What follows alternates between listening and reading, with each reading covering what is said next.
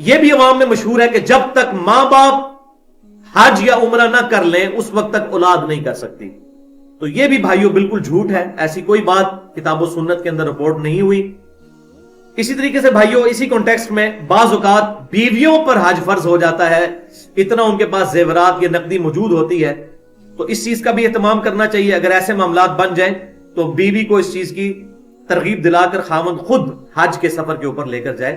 عمرہ تو ظاہر کرنا سنت ہے، وہ فرض تو نہیں ہے، امت کا اجماع ہے اس بات پر. لہذا یہ بعض علماء عرب نے یہ جو بات کی کہ عمرہ بھی فرض ہے تو یہ بالکل فیبریکیٹڈ بات ہے، ورنہ تو نبی صلی اللہ علیہ وسلم اسلام کی 5 بنیادوں میں اس کو بھی ذکر کر دیتے حج فرض ہے. لیکن اگر کسی کے پاس استطاعت ہی عمرے کی ہے تو وہ جائے عمرہ کرے، اس ثواب کو تو ضائع نہ کرے. اس حوالے سے بعض لوگ پوچھتے ہیں کہ جی آج کل تو حج اتنا مہنگا ہے تو ہم ادھار اٹھا کر جا سکتے ہیں؟ بالکل جا سکتے ہیں.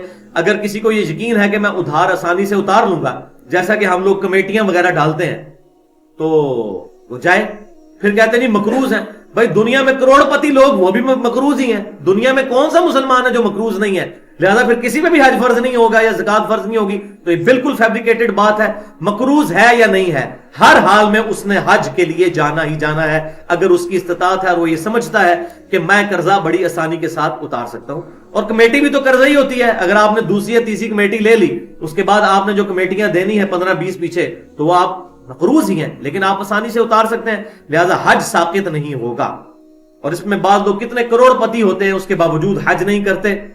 تو میں نے پچھلی دفعہ آیت کے حوالے سے پڑھ لیا تھا کہ اللہ تبارک و تعالیٰ نے فرمایا کہ جو پھر کوئی کفر کرے گا، استطاعت کے باوجود حج نہیں کرتا، جو کفر کرے گا تو اللہ تعالیٰ اس سے غنی. وَلِعَوْذُ بِاللَّهِ تَعَالَى.